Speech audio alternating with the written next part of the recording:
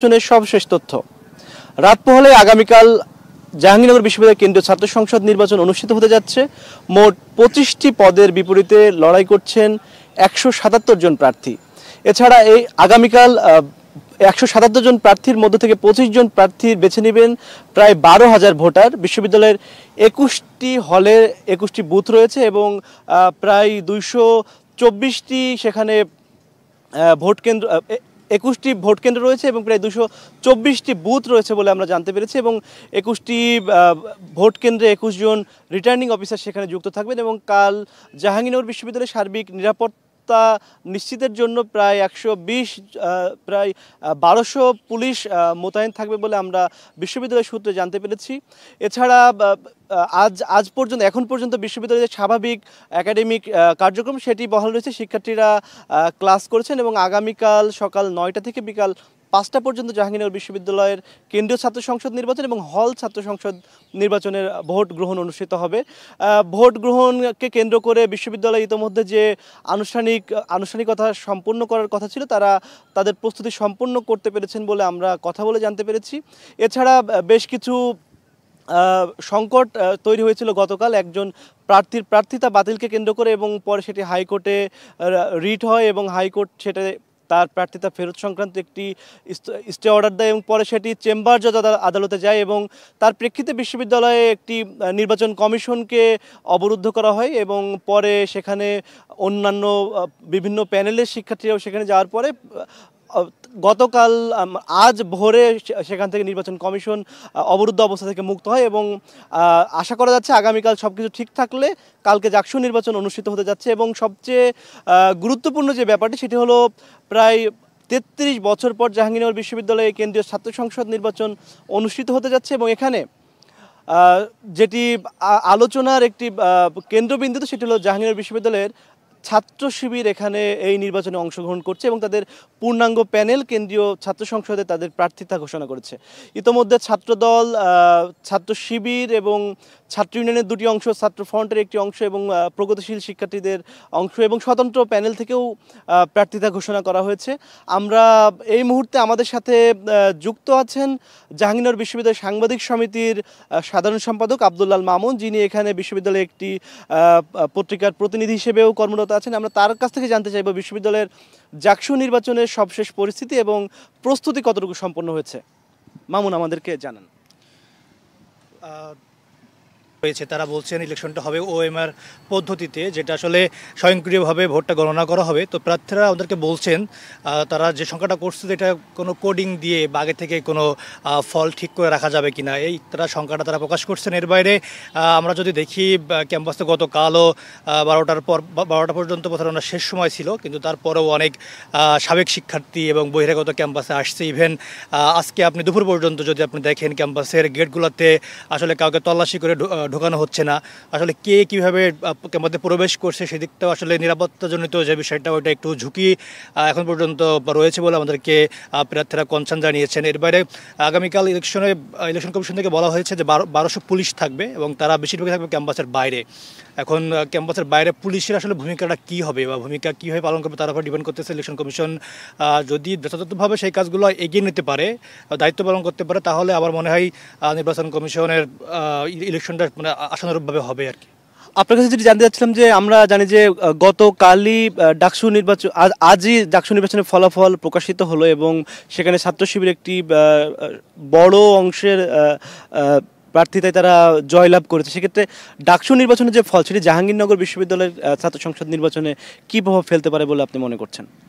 আচ্ছা, আমার কাছে মনে হয় ডাকসু নির্বাচনের যে ফলাফল হয়েছে এবং ছাত্র শিবিরের একচেটিয়া জয় আমরা দেখেছি, সেটার ইফেক্ট জাহাঙ্গীরনগরে খুব বেশি পড়বে বলে আমার মনে হয় না। কারণ আপনি দেখেন জাহাঙ্গীরনগর বিশ্ববিদ্যালয় কিন্তু আবাসিক বিশ্ববিদ্যালয় এবং এখানে ভোটার সংখ্যা 12,000 এবং 12,000 শিক্ষার্থীর সাথে 12,000 শিক্ষার্থীর সাথে যারা প্রার্থী আছে সবার একটা ইন্টারেকশন করার সুযোগ হয়েছে, যেটা ঢাকা ইউনিভার্সিটি সম্ভব না। কারণ ঢাকা ইউনিভার্সিটিতে 40,000 ভোটার এবং তাদের রানিং শিক্ষার্থীর বাইরেও যারা অনিয়মিত শিক্ষার্থী আছে, এমফিল, পিএইচডি সহ বিভিন্ন কোর্সের শিক্ষার্থী তারা ভোটার।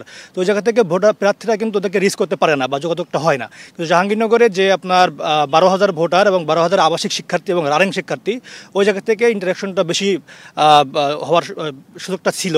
এর বাইরে জাহাঙ্গীরনগরের আবাসিক হওয়ার কারণে আমাদের আসলে বন্ডিং একটা ব্যাপার কাজ করে। বিভিন্ন কোরাম, হলের একটা ভোট, ডিপার্টমেন্টের একটা ভোট, আঞ্চলিক একটা ভোট, ওই কোরামটা আসলে আমাদের ক্যাম্পাসে খুবই স্ট্রং জোনে থাকে। কাজেই ঢাকা বিশ্ববিদ্যালয়ে বা অন্য কোথাও শিবিরের জয় হলো না কি হলো, এটা খুব বেশি প্রভাব জাহাঙ্গীরনগরে ফেলবে না বলে আমি মনে করছি। কিন্তু এখানে কিছু ভোটার তো অবশ্য থাকে যারা আসলে সিদ্ধান্তহীনতা ভোগে।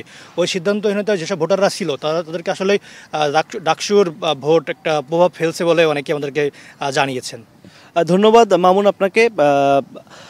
যেমনটি আব্দুল্লাহ মামুন বলছিলেন যে ডাকসু নির্বাচনের যে প্রভাব সেটি জাহাঙ্গীরনগর বিশ্ববিদ্যালয়ে এই অর্থে আসবে যে সমস্ত শিক্ষার্থীরা আসলে সিদ্ধান্তহীনতা ছিল যে তারা কাকে ভোট দিবে, সেক্ষেত্রে তারা ডাকসু নির্বাচনের এই ফলাফলের পরে তারা আরও বেশি প্রভাবিত হবে বাংলাদেশ ইসলামী ছাত্র শিবিরের যে প্যানেলটি রয়েছে সেখানে ভোট প্রদান করতে। এছাড়া তিনি বেশ কিছু কনসার্নের বিষয় ব্যক্ত করেছেন যে আগামীকাল নির্বাচনকে কেন্দ্র করে বিশ্ববিদ্যালয়ের যে সামগ্রিক নিরাপত্তা সেটি আরও বেশি জোরদার করা সম্ভব ছিল, অথবা এছাড়া যে ব্যালট প্রক্রিয়াতে ব্যালট পেপার মানে পূরণ করা হবে বা ওএমআর এর মাধ্যমে ব্যালট পেপারে ভোট দেওয়া হবে, সেক্ষেত্রে তিনি এই জায়গাতে যে স্বচ্ছতার জায়গা রয়েছে স্বচ্ছতার জায়গা নিয়ে তিনি একটি উদ্বেগ প্রকাশ করেছেন। আমরা আরেকজন শিক্ষার্থীর সাথে কথা বলবো, শেখ লোকমান গালিব। তিনি জাহাঙ্গীরনগর বিশ্ববিদ্যালয় কেন্দ্রীয় ছাত্র সংসদ নির্বাচনে প্রতিদ্বন্দ্বিতাও করছেন এবং তিনি শিক্ষা ও গবেষণা সম্পাদক পদে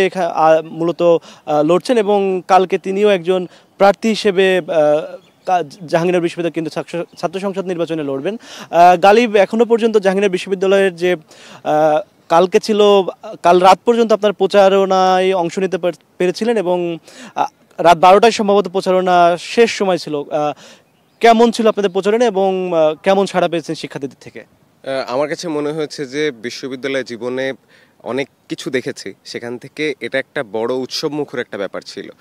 যে হচ্ছে অনেক আশঙ্কা ছিল এখন পর্যন্ত অন্তত, যে হচ্ছে নির্বাচন যখন আয়োজন হবে সেটা কি হচ্ছে প্রচার প্রচারণা সুষ্ঠুভাবে করা যাবে কিনা, কিংবা হচ্ছে কোনো ধরনের ঝামেলা বাঁধবে কিনা।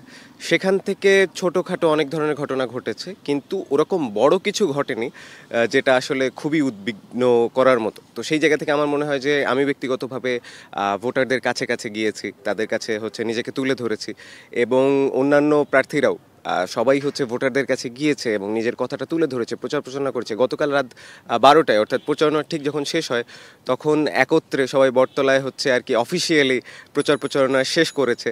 তো সেটাও একটা দারুণ ব্যাপার ছিল। প্রচারণা করতে গিয়ে আপনার কোনো বাধার সম্মুখীন হয়েছেন কিনা? দেখুন, এখানে কয়েকটা ব্যাপার আছে। একটা ব্যাপার হচ্ছে যে প্রচারণা তো করার ক্ষেত্রে একটা লিমিট ছিল, যে হচ্ছে যে অনেক কিছু করা যাবে না। এখানে হচ্ছে 25 জনের বেশি একসাথে গ্যাদার হওয়া যাবে না, কিংবা হচ্ছে বিভিন্ন দেয়ালে পোস্টার লাগানো যাবে না, কিংবা কোনো মিছিল করা যাবে না এই জাতীয়। তো সেক্ষেত্রে যেটা হয়েছে যে হয়তো মানুষকে জানানোর ব্যাপারে যে গ্র্যান্ড ব্যাপারটা থাকার কথা ছিল সেটা হয়নি, কিন্তু রেস্ট্রিকশনের মধ্যে যতটুকু সম্ভব ততটুকু করা গিয়েছে আসলে। আর ডাকসু নির্বাচনের ফলাফল আজ সকালে আসলো, সেক্ষেত্রে অনেকে ধারণা করছেন যে ডাকসু নির্বাচনের যে ফলাফল সেটা জাহাঙ্গীরনগর বিশ্ববিদ্যালয়ে প্রভাব ফেলতে পারে, বাংলাদেশ ইসলামী ছাত্র শিবিরের প্যানেল হয়তো যারা ভোট দিবেন প্রভাবিত হতে পারেন। সেক্ষেত্রে আপনার পর্যবেক্ষণটা কি?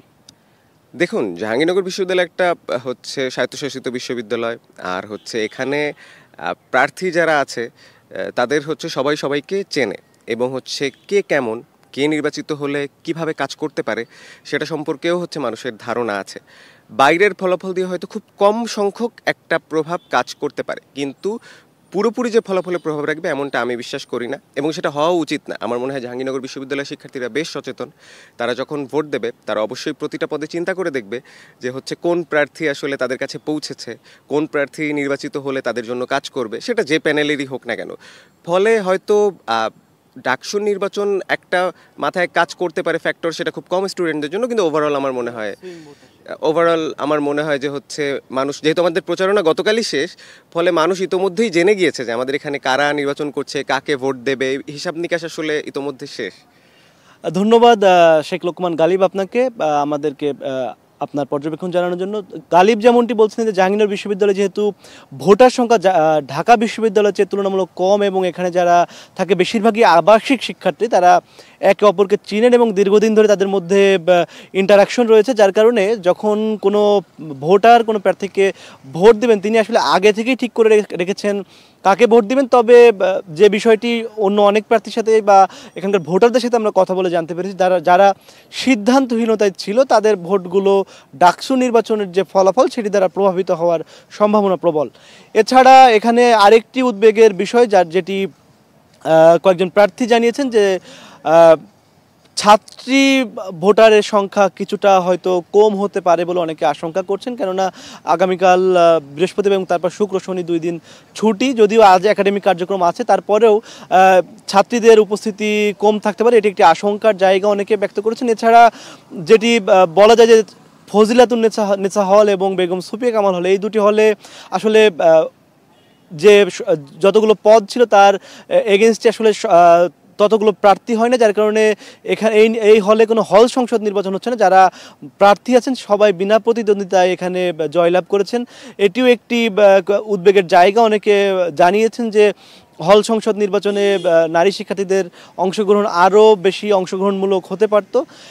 এই ছিল জাহাঙ্গীরনগর বিশ্ববিদ্যালয় থেকে মূলত আমাদের আজকে পর্যন্ত এখনো পর্যন্ত যে নির্বাচনী প্রচারণা বিশ্ববিদ্যালয়ের পক্ষ থেকে সীমিত করা হয়েছে। এরপরেও শিক্ষার্থীরা তাদের একাডেমিক কার্যক্রমের পাশাপাশি আগামীকাল ভোটের প্রস্তুতি তারা নিচ্ছেন, কাকে ভোট দিবেন এখনো পর্যন্ত কথা বলছেন তারা। এবং প্রার্থীরা যদিও তারা সরাসরি প্রচারণায় অংশ নিতে পারছেন না, তারপরেও তাদের ব্যক্তিগত জায়গা থেকে তারা প্রার্থীদের সাথে 1-to-1 কমিউনিকেশনের চেষ্টা অব্যাহত রেখেছেন। জাহাঙ্গীরনগর বিশ্ববিদ্যালয়ে আগামীকাল সকাল 9টা থেকে বিকাল 5টা পর্যন্ত ভোট গ্রহণ চলবে। স্টার নিউজ সর্বক্ষণ আছে জাহাঙ্গীরনগর বিশ্ববিদ্যালয়ে, আমরা জাহাঙ্গীরনগর বিশ্ববিদ্যালয় থেকে সব তথ্য জানিয়ে দিব এবং কাল ভোট শুরু হলেই মূলত জানা যাবে যে এখানকার পরিস্থিতি কেমন এবং শিক্ষার্থীরা কতটুকু উৎসব মুখর পরিবেশে এখানে কাল ভোট দিচ্ছে। এই ছিল জাহাঙ্গীর